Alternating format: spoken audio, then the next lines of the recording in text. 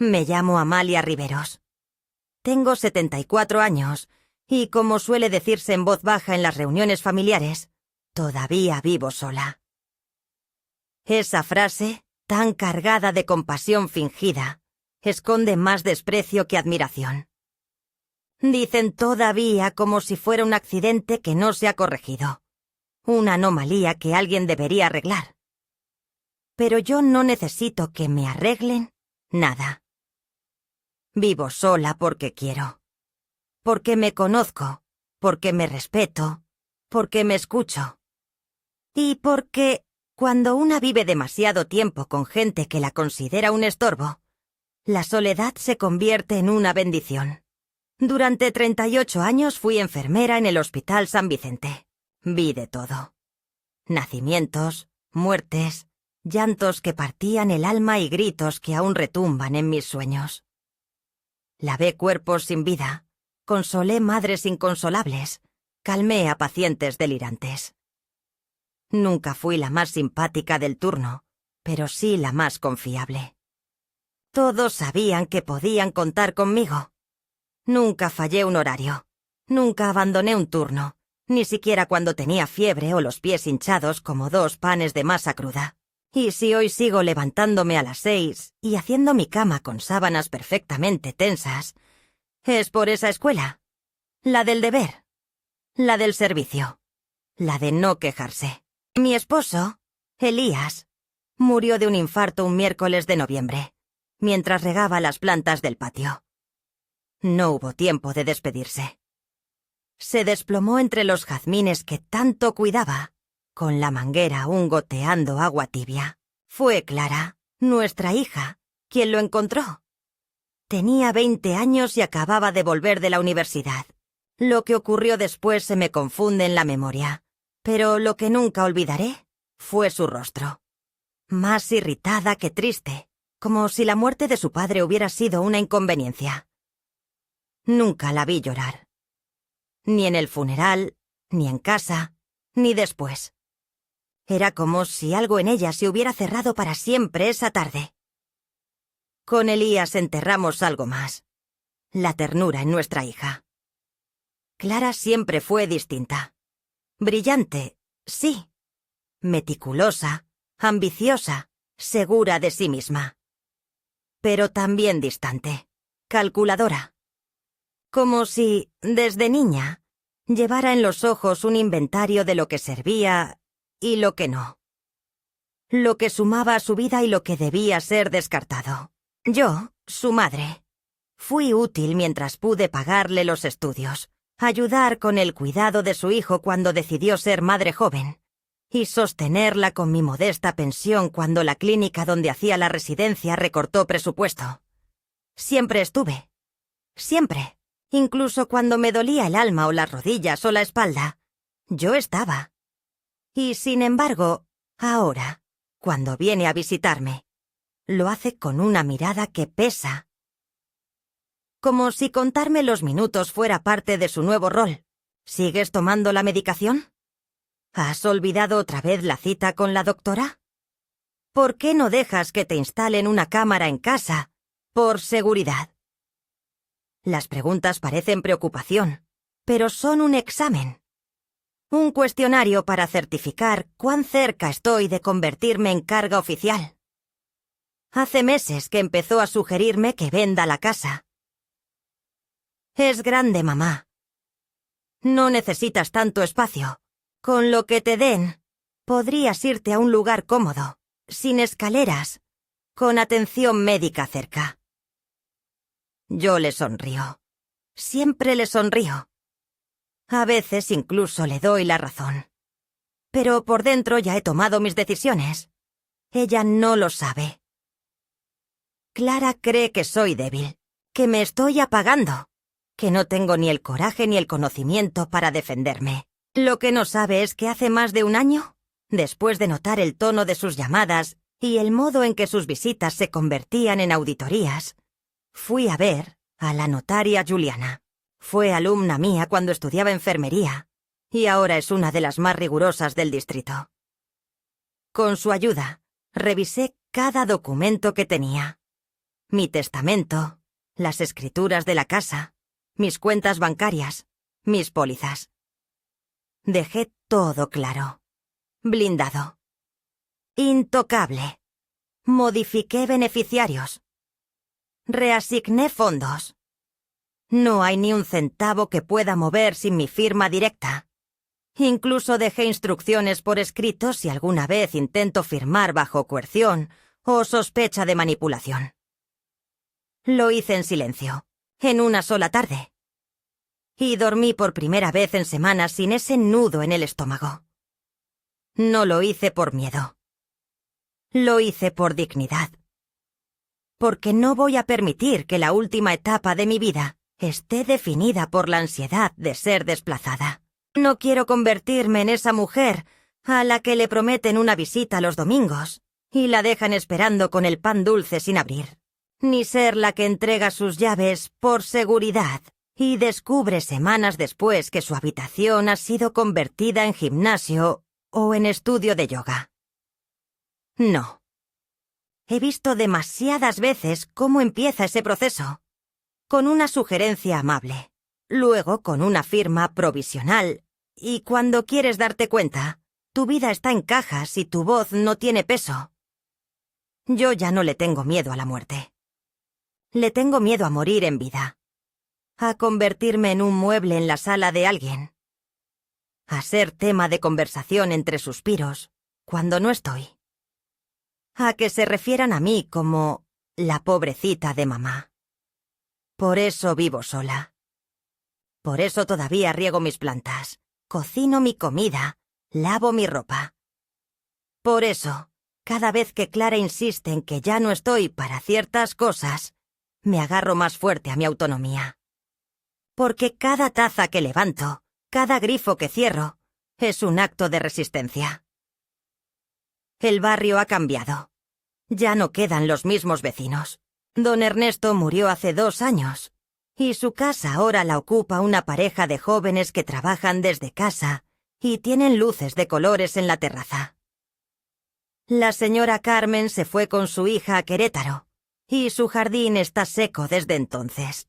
Solo queda Lidia, que vive frente a mí y me llama cada tanto para tomar café y chismear un poco. Ella también siente el peso de estar, de más, en una ciudad que parece hecha para los que corren, no para los que recuerdan. Hay días en que me siento vieja. No por el cuerpo, que duele a ratos pero sigue funcionando. Me siento vieja por el mundo. Por su velocidad. Por su desdén. Por las miradas que me lanzan cuando voy al banco y no entiendo una firma digital. Por la forma en que la cajera del supermercado repite todo más lento. Como si yo no entendiera palabras y no tuviera un título técnico y una vida de trabajo a cuestas. Pero entonces me miro al espejo. Me aliso el cabello. Me pongo perfume. Y recuerdo quién soy. No solo la madre de Clara. Soy Amalia Riveros.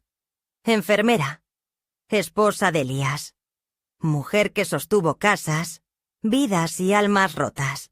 Y aunque mi hija piense que me queda poco tiempo, lo cierto es que ya cambié todo. Sin que lo sepa. Sin que lo vea venir. Era un jueves por la tarde cuando Clara apareció sin previo aviso, algo que no solía hacer desde hacía años. Llegó puntual, como siempre, pero sin el mensaje previo, sin el voy en camino o el puedo pasar. Me sobresaltó el timbre, y cuando miré por la mirilla y la vi, peinada con precisión, con ese perfume caro que siempre deja una estela de gardenias amargas, supe que venía con algo preparado. No traía a Tomás, su hijo, ni una torta, ni flores, ni esas visitas obligadas de cumpleaños o Navidad. Venía sola, con el bolso cruzado y los labios apretados. Como cuando una enfermera entra en una habitación a dar una mala noticia. Yo tenía puesta una bata vieja y pantuflas, el cabello apenas recogido. En otro tiempo habría corrido a cambiarme, a fingir que estaba presentable. Pero algo en mí decidió que no. Que me vería así, como soy. con las manchas de la edad en las manos y una taza con café recalentado aún en la mesa.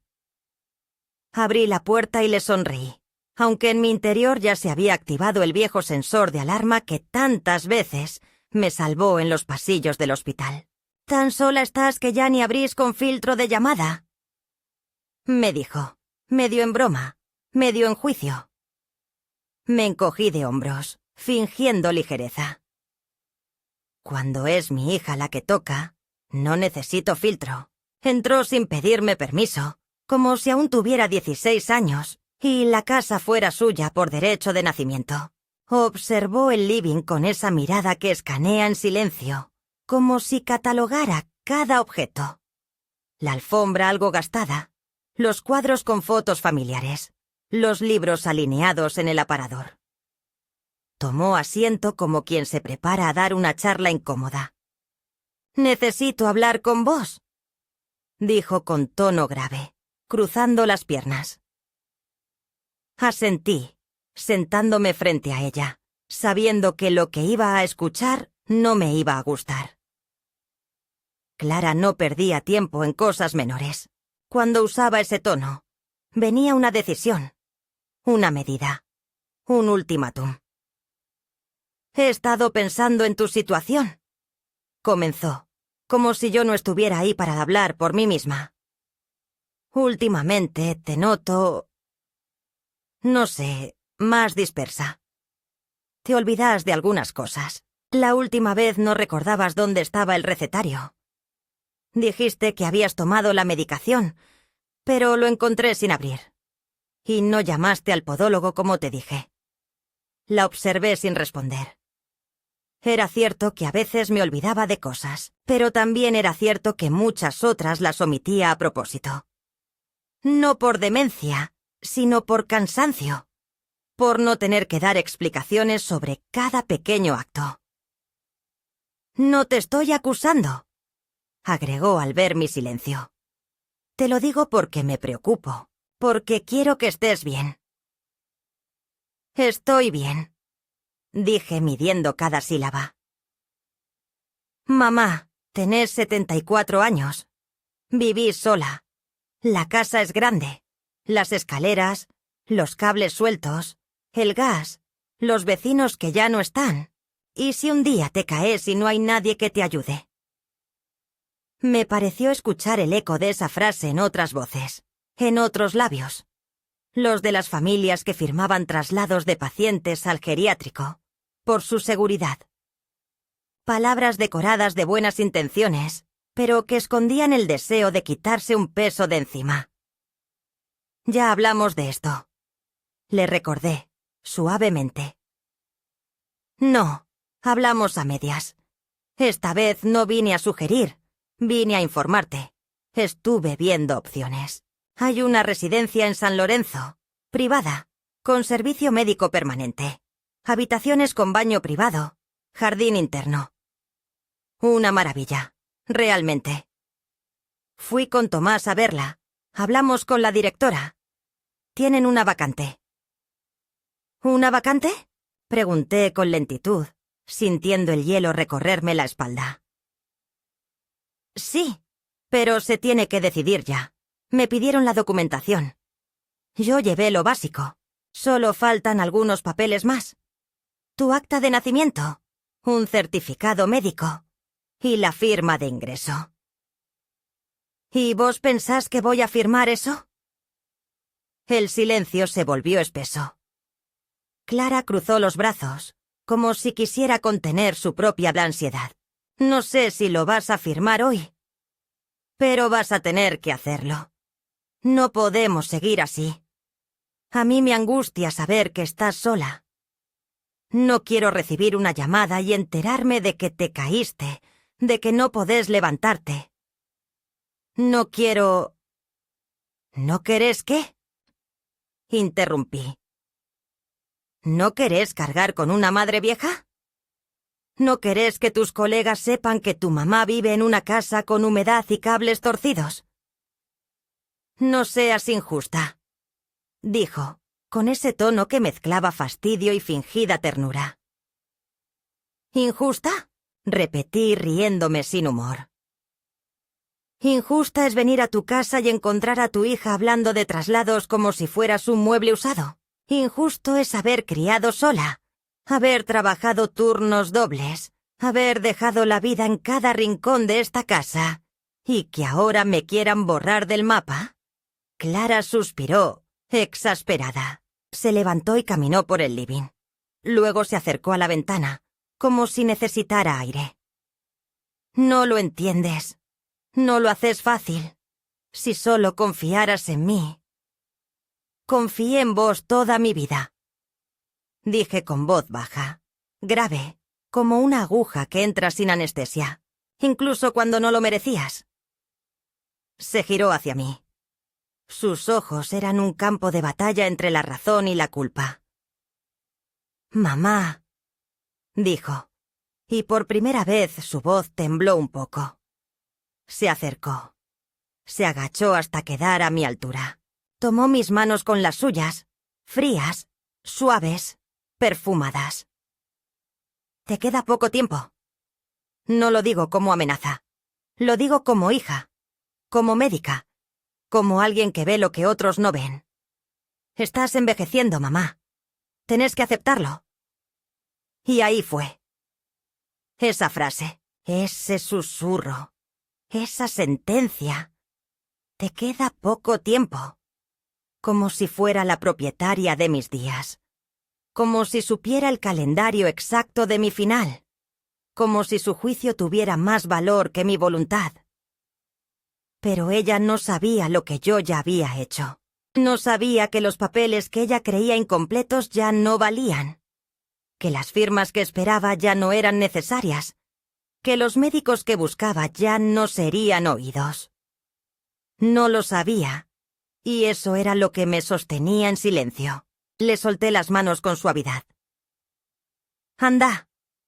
Necesito pensar». Ella se levantó, algo dolida, pero no sorprendida. Me besó en la frente con frialdad de protocolo. «Voy a volver mañana, pero por favor, pensá con la cabeza y no con el orgullo». La vi salir, no la seguí con la mirada. Solo escuché cómo se cerraba la puerta. Me quedé sentada, con las manos aún tibias del contacto, y supe que había cruzado una línea. Que no había vuelta atrás, que lo que se había susurrado entre las paredes de esta casa, ese día no era solo una advertencia, era una declaración de guerra. Y lo que ella aún ignoraba era que, esta vez, yo no iba a rendirme. Esa noche no dormí. No porque tuviera miedo, no por la amenaza disfrazada de preocupación que Clara había dejado flotando en el aire, sino porque la rabia, esa que tantas veces reprimí por costumbre, por educación, por el deber de ser una madre comprensiva, se me instaló en el pecho como una piedra caliente. Me revolví en la cama, una y otra vez, como si las sábanas supieran que ya no me protegían, como si todo en mi entorno hubiera perdido su neutralidad. El reloj marcaba las 3:15 cuando me senté al borde del colchón. Encendí la lámpara tenue y me miré las manos. Manos que habían lavado cuerpos enfermos, que habían sostenido vidas al borde del abismo, que habían alimentado, planchado, curado, escrito y abrazado durante décadas. Manos que ahora querían convertir en accesorio de un informe médico. Manos de madre, de enfermera, de mujer, no de paciente institucionalizada. Y entonces, como si alguien susurrara en la habitación vacía, recordé cada vez que Clara me había hecho sentir menos, desde que era adolescente, y me corregía la pronunciación de palabras porque ella había leído algo distinto. Desde que empezó a ganar dinero en la clínica privada y hablaba de mí en tercera persona delante de sus colegas, como si fuera una figura simbólica, una pieza antigua del mobiliario familiar. Recordé cuando en una cena me corrigió frente a su hijo por confundir una fecha, y luego me miró con esa media sonrisa que no era ternura, sino advertencia. Ese «mamá ya está grande», Ese mamá se confunde. Ese mejor lo manejo yo.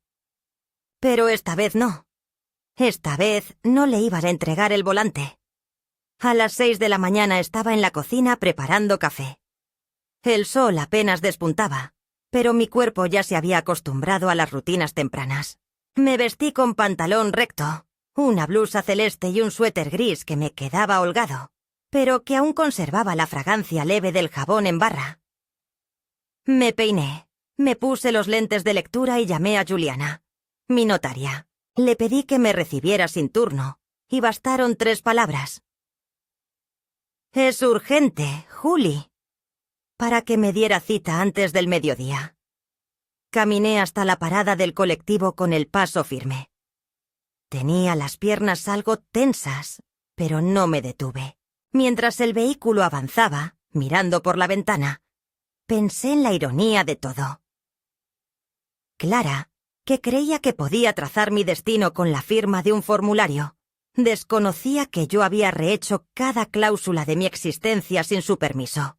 En la oficina de Juliana, el aire olía a madera vieja y papel legal. Ella me recibió con un abrazo sincero, con los ojos aún manchados de cansancio. Había sido mi alumna años atrás y se convirtió en una abogada minuciosa, discreta, respetada. Le expliqué lo que Clara había dicho, cómo lo había dicho, y lo que yo intuía detrás de sus gestos. Juliana asintió con gravedad. Me mostró una carpeta y, una por una, me explicó cada cláusula del fideicomiso que habíamos constituido meses atrás, con carácter irrevocable, que protegía la propiedad de la casa, los bienes muebles e inmuebles, los fondos disponibles y los seguros de vida. Todo estaba bajo mi control exclusivo. Nadie podía mover un dedo sin mi firma. Y si me declaraban incapaz, había una cláusula de salvaguarda que designaba a Lucía, mi sobrina, como custodia legal y ejecutora de mis deseos. Clara no estaba ni mencionada. Firmé 2 documentos más para reforzar la validez de lo dispuesto. Juliana escaneó todo en doble copia y me dio una memoria USB con respaldo y un sobre con las versiones físicas. Salí de allí con la sensación de haber erguido una muralla invisible entre mi voluntad y la de mi hija. Me detuve a tomar un café en una confitería cercana. Me senté junto a la ventana y observé a la gente caminar apurada. En esa mesa, por primera vez en mucho tiempo, sentí que tenía el control. No de los años, ni del cuerpo, ni del tiempo que me quedaba, pero sí de mi dignidad. Y eso, a esta edad, vale más que cualquier otra cosa. Al día siguiente, Clara volvió, otra vez sin avisar. Otra vez con ese aire de autoridad médica que confunde el vínculo con el expediente. Me encontró en la cocina, horneando pan de anís. Sonrió, incómoda, como si la imagen de verme activa rompiera con el guión que había ensayado. «Hacía mucho que no horneabas», dijo, como si eso la tranquilizara o la irritara. «Hoy tenía ganas», respondí, sin dejar de mirar la bandeja.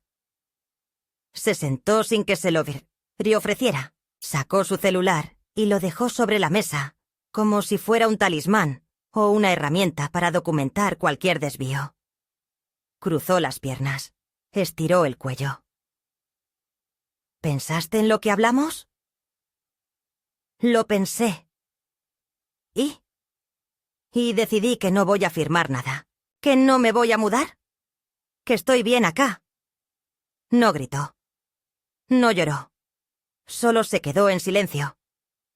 Bajó la vista. Luego la levantó. «Mamá, estás tomando una decisión emocional. No ves lo que yo veo».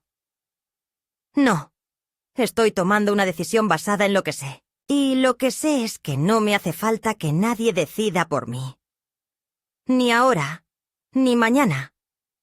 Ni aunque me tiemble la mano o se me pase un medicamento». La conversación se volvió tensa. Clara insistía. Empezó a sacar papeles, informes, a hablar de contactos médicos, de antecedentes, de clínicas con cupo limitado. Yo la dejaba hablar. Pero dentro de mí, el muro estaba intacto.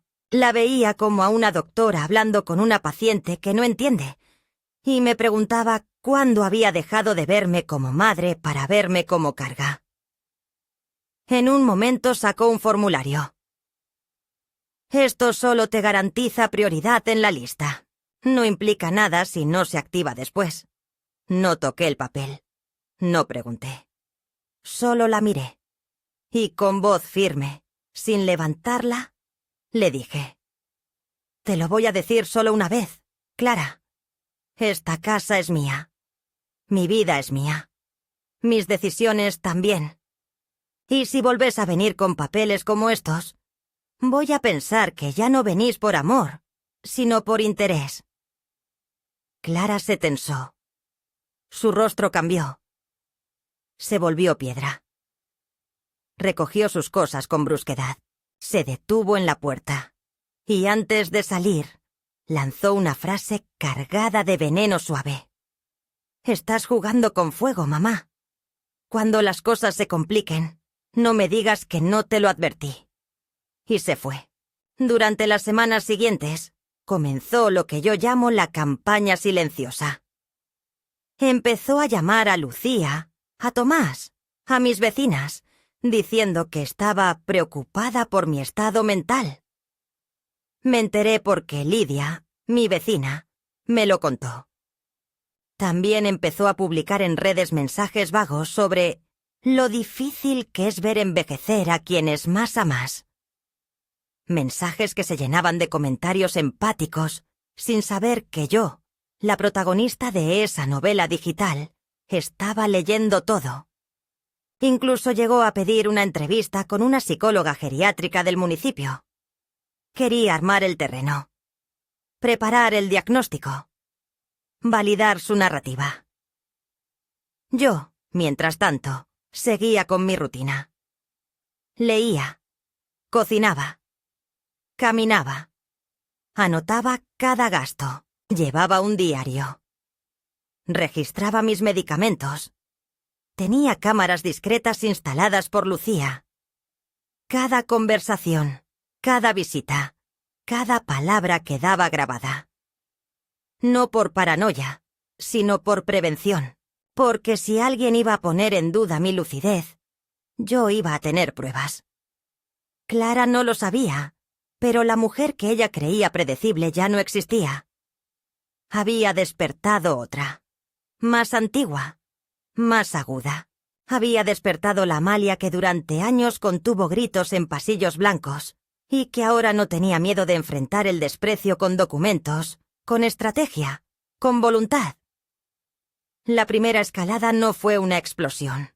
Fue una marea que empezó a subir despacio, mojando primero los tobillos, luego las rodillas, y que una noche, sin aviso, te alcanza el pecho. Clara no gritó ni insultó. Jugó a las formas, al silencio, a la autoridad, pero olvidó algo. Que una madre que se prepara ya no es frágil. Que una mujer que ha sido usada, postergada y minimizada por décadas, puede, un día, decidir que no será más un nombre decorativo en una tarjeta médica. Esa mujer era yo. Y ya estaba lista. Durante los días que siguieron al enfrentamiento con Clara, sentí como si el mundo que conocía hubiera perdido una capa de barniz. Todo era igual en apariencia. La rutina matinal, el sonido de los pájaros en la reja, el leve crujir de la madera bajo mis pasos en la cocina, pero al mismo tiempo, algo invisible se había roto.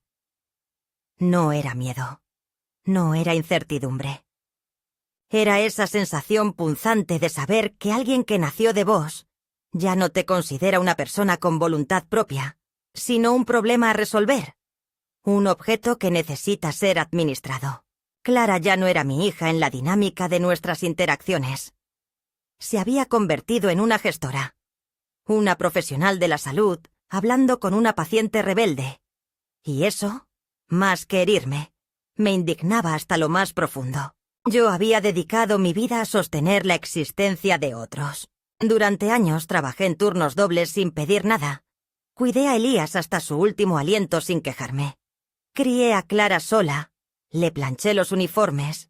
Le cociné de madrugada cuando estudiaba para los parciales. Vendí las pocas joyas de mi madre para pagarle la residencia médica y jamás, ni una sola vez, la puse en segundo lugar. Cuando fue madre joven y no sabía qué hacer con un bebé que lloraba de noche, fui yo quien durmió en el sofá con Tomás en brazos. Cuando quiso cambiar de especialización y no podía permitirse dejar el trabajo, fui yo quien vendió su anillo de compromiso. Ese que Elías me dio con tanto esfuerzo para ayudarla a completar el curso. Nunca dije nada. Nunca la hice sentir deudora. Pero ahora, todos esos gestos eran invisibles. Y más aún, eran irrelevantes frente al expediente que ella empezaba a armar en mi contra. Un miércoles por la tarde, recibí la visita de Lucía. Hija de mi hermana Marta, Lucía fue para mí siempre algo más que una sobrina. Fue como la hija que no se dejó atrapar por el prestigio, que eligió estudiar psicología social en lugar de medicina o derecho, que se tiñó el cabello de rojo a los 17 y que se negó a casarse por cumplir con nadie. Nos sentamos en el patio, con mate y bizcochos, mientras el sol caía despacio sobre las hojas secas. Yo no le había contado mucho.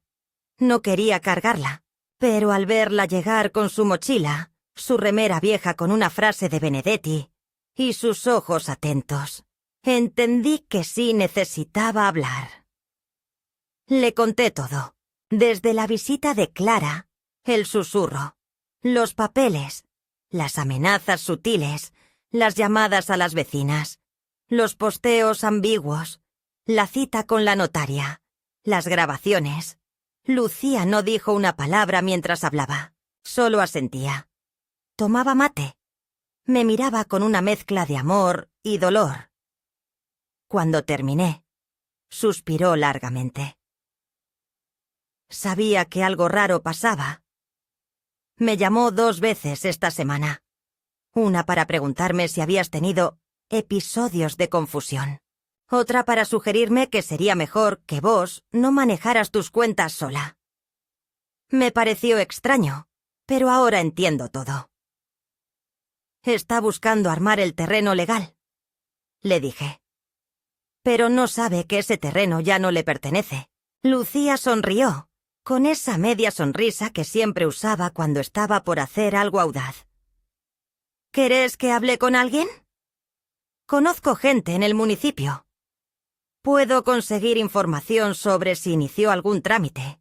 Le agradecí, pero le pedí que esperáramos. No quería apresurarme. Todavía estaba evaluando cuál sería el próximo movimiento. Porque aunque yo ya había asegurado mis bienes, algo dentro de mí sabía que esto no era solo un conflicto patrimonial. Era algo más profundo. Era la reafirmación de quién soy, aún a esta edad. Y de que mi voz no será silenciada ni decorada con pañuelos tibios y residencias perfumadas. Esa misma noche, mientras ordenaba una caja de papeles viejos en el armario del cuarto de Clara. Porque sí, todavía le digo así, aunque hace décadas que no duerme allí. Encontré una carta que había escrito a mano hace muchos años y que nunca envié. Era para ella cuando tenía 15 años. Una carta donde le decía cuánto me dolía no poder estar más presente. Que me mataba no ir a los actos escolares porque estaba en el hospital. Que cada vez que la veía dormir, me prometía que algún día la vida le sería más fácil. La carta tenía manchas de lágrimas. Me reconocí en esa caligrafía temblorosa, en esa mujer agotada y esperanzada a la vez, y sentí una punzada en el pecho. Tal vez Clara había olvidado todo eso porque necesitaba olvidar. Tal vez el ascenso social, la autonomía, la carrera, la habían empujado a construirse una narrativa donde su madre era solo una pieza útil, no una raíz. Guardé la carta en un sobre nuevo. La puse sobre la mesa de la cocina y me prometí que si las cosas escalaban, se la entregaría.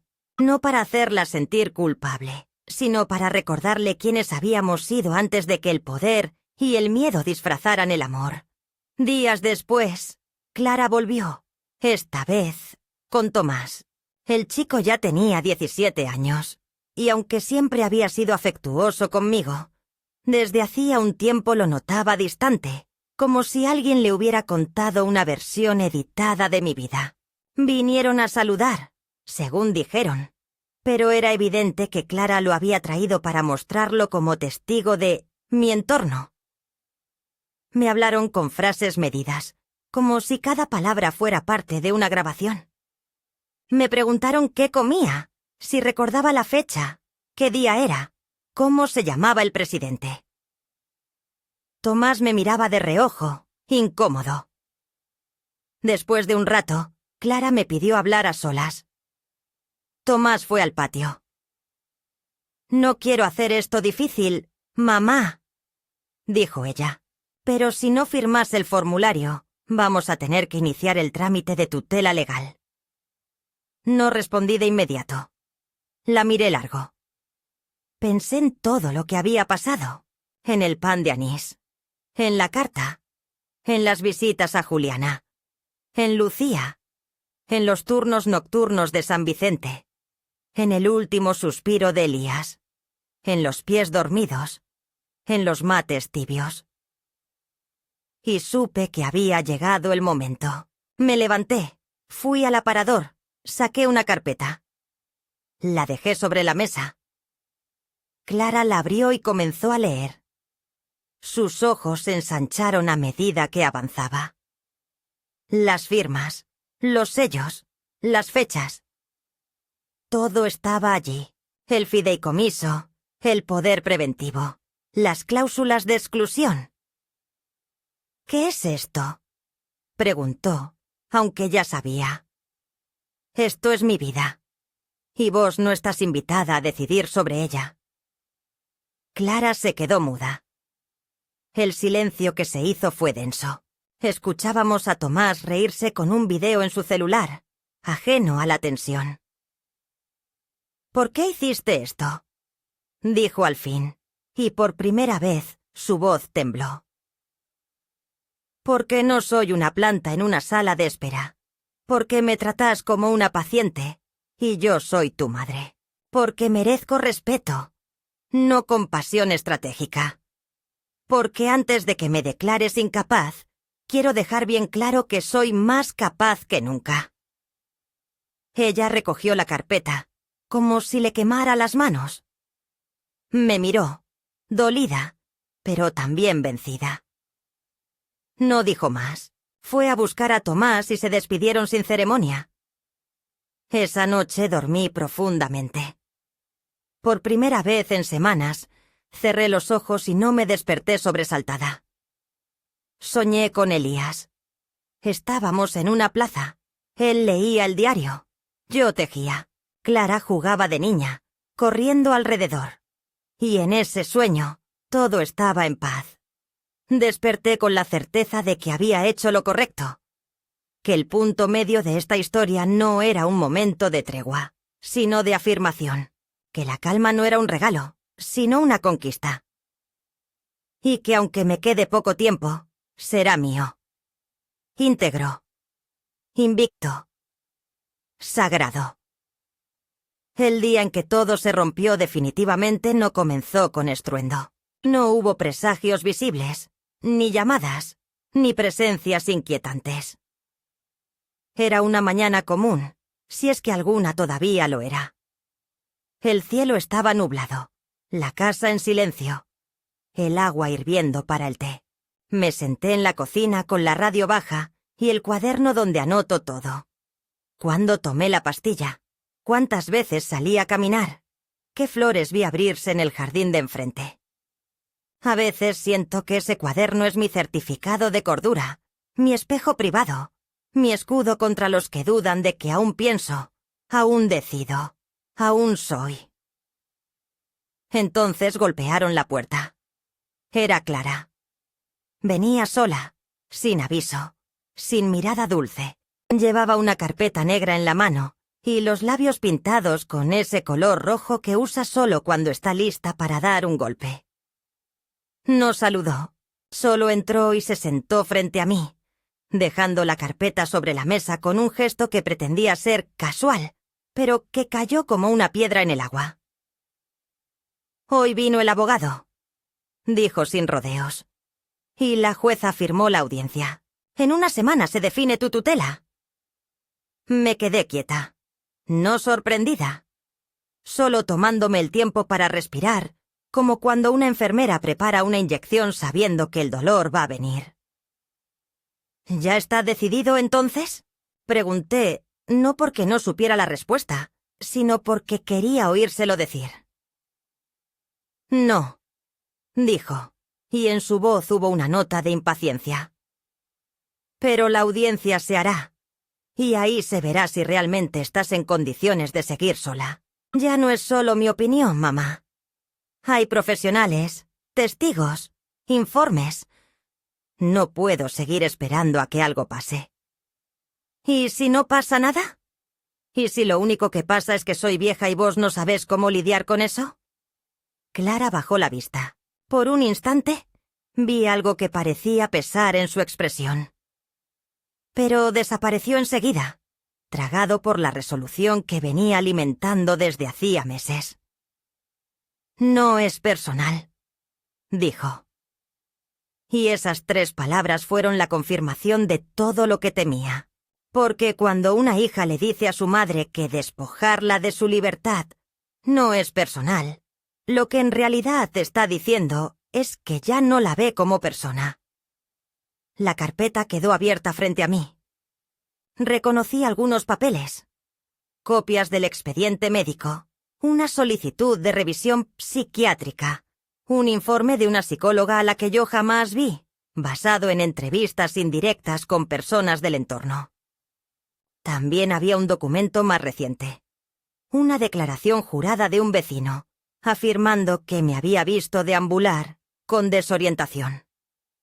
Me reí, con una mezcla de tristeza y furia. El testigo era el hijo de la señora Lidia, que una vez me ofreció cortar el césped y a quien rechacé con cortesía. «¿Esto es lo que tenés?», le dije empujando la carpeta hacia ella. «Chismes, suposiciones, miedo. Eso es lo que estás usando para borrarme». «No es un ataque», respondió endureciendo la voz. «Es prevención. Es cuidado. No me voy a disculpar por querer que estés bien». «No me estás cuidando», dije, y mis palabras salieron como un golpe contenido. «Me estás archivando. Me estás administrando. Como un caso, un número, una anciana más que no entra en tu agenda». La discusión duró casi 1 hora. Pasamos del tono bajo a la acusación, del argumento a la herida, del «yo solo quiero ayudarte» al «yo te di la vida». Hubo lágrimas, sí, de ambas.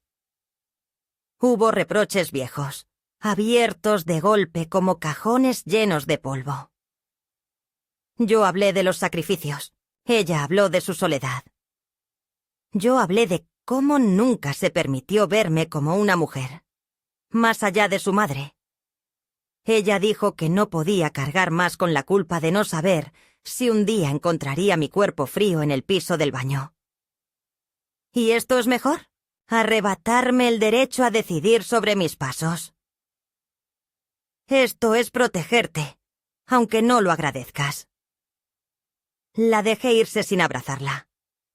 Se llevó la carpeta y el derecho a seguir fingiendo que no pasaba nada. 1 semana. Eso era lo que quedaba. 7 días hasta la audiencia. Y entonces me moví. Preparé todo con precisión quirúrgica. Llamé a Juliana, quien ya tenía los documentos preparados. Un escrito formal rechazando toda acción de tutela.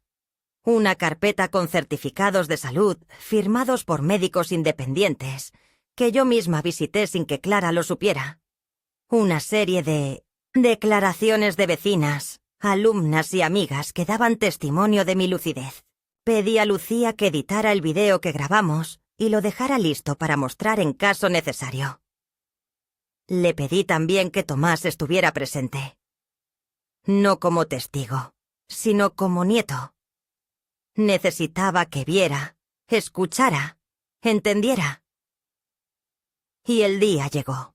La audiencia fue en una pequeña sala del juzgado civil, con paredes grises y ventilación artificial. Clara estaba allí, con su abogado, seria, erguida, con los labios pintados otra vez. Yo entré sola, pero no me sentía sola. Llevaba en la cartera el cuaderno con mis anotaciones, los documentos de Juliana, el video, mi dignidad. La jueza era una mujer joven, de mirada atenta y gesto neutro. Me saludó con respeto, me pidió sentarme. Clara presentó su caso. Habló con términos clínicos, con estadísticas, con anécdotas cuidadosamente seleccionadas para dibujar una versión de mí que no se correspondía con la realidad. Yo la escuché sin interrumpir. Luego me tocó hablar. No levanté la voz. No me defendí, solo conté mi vida. ¿Cómo vivía? ¿Qué hacía cada día? ¿Quiénes eran mis vínculos? ¿Qué decisiones había tomado para protegerme? Entregué los documentos.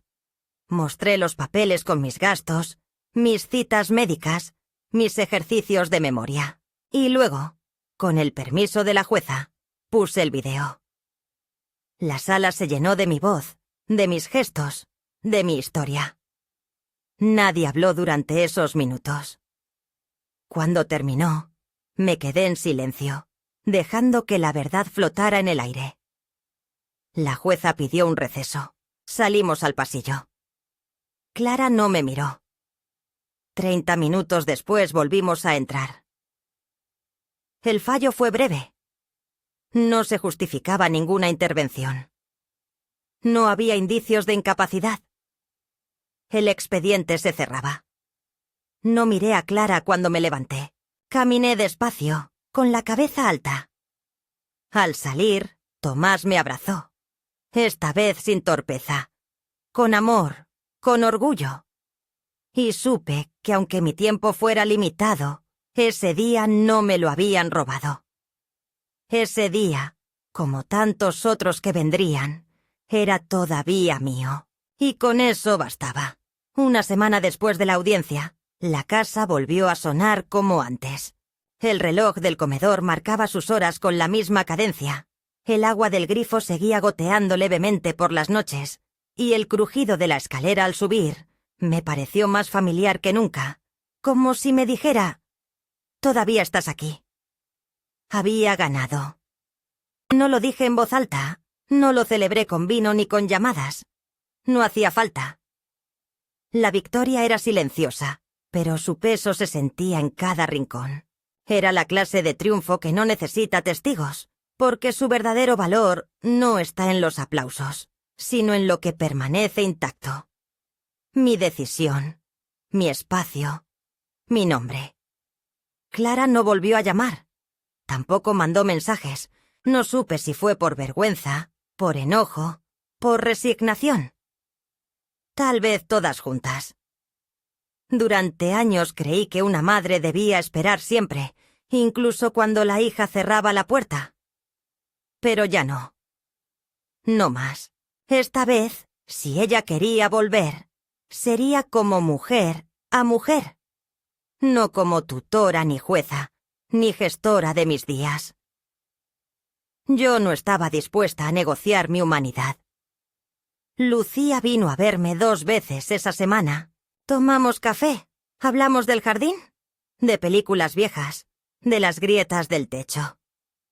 No me preguntó por Clara, y eso fue su mayor gesto de amor. Entendió que había cosas que aún estaban asentándose dentro de mí, cosas que dolían sin romperse, cosas que necesitaban respirar antes de ser nombradas. El cariño verdadero tiene esa sabiduría. No interroga, acompaña. Una tarde, Salí a caminar. Crucé la plaza del barrio.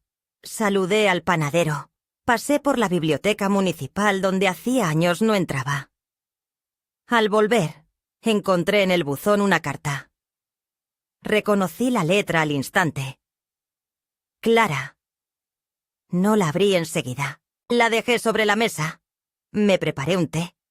Puse un disco de Mercedes Sosa. Y recién entonces, cuando la luz del atardecer teñía de oro los muebles viejos, la abrí. No era una disculpa, pero tampoco era un reproche. Era más bien una confesión a medias. Me decía que había sentido miedo, que ver cómo el cuerpo se me encorvaba, cómo la piel se arrugaba, le despertaba una ansiedad que no sabía nombrar. Que no quería verme débil, que no sabía cómo lidiar con la idea de que ya no podía protegerme, que el deseo de organizar mi vida había nacido de una mezcla de amor y desesperación. No pedía perdón, pero sí pedía tiempo. Y en el último renglón escribió algo que me hizo cerrar los ojos con fuerza. Sé que no soy quien creí ser para vos, pero todavía me gustaría intentar volver a ser alguien que merezca un lugar en tu mesa. No lloré. Tampoco respondí de inmediato. Guardé la carta en una caja donde tengo fotos viejas, boletos de colectivo de cuando era niña, recortes de revistas. La guardé ahí porque, aunque no sabía si quería contestar, no quería perderla. Porque al final del camino, lo que queda no son los triunfos legales ni las declaraciones notariales, sino esas palabras que llegan tarde, pero no tan tarde como para no doler. Desde aquel día mi rutina cambió un poco. No mucho. Sigo levantándome temprano, cocinando para una sola, hablando con mis plantas, escribiendo en mi cuaderno. Pero algo dentro de mí se ha asentado. Un peso antiguo se ha movido, como una piedra que durante años estuvo en el mismo lugar y por fin encontró una nueva posición desde la cual ya no lastima. No me siento más joven, tampoco más sabia.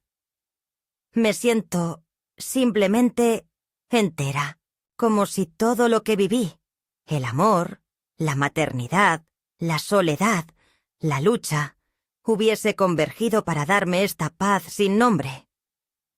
A veces me pregunto cuánto tiempo me queda. Ya no me asusta la pregunta, no porque no le tema a la muerte, sino porque sé que, cuando llegue, no me encontrará rendida ni robada. Me encontrará sentada en mi casa, rodeada de mi historia, con las manos limpias y el alma clara. Y eso, para mí, es suficiente.